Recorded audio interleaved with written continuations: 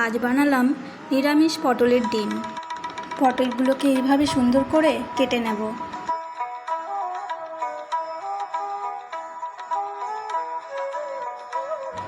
এবার ঘি গরম হলে তাতে ক্যাপসিকাম কুচি এবং কালো জিরে দিয়ে পনিরটা দিয়ে দেব। নুন দিয়ে ভালো করে ভেজে নামিয়ে নেব। এরপরে পুরটা পটলের মধ্যে সুন্দর করে ঢুকিয়ে দেব।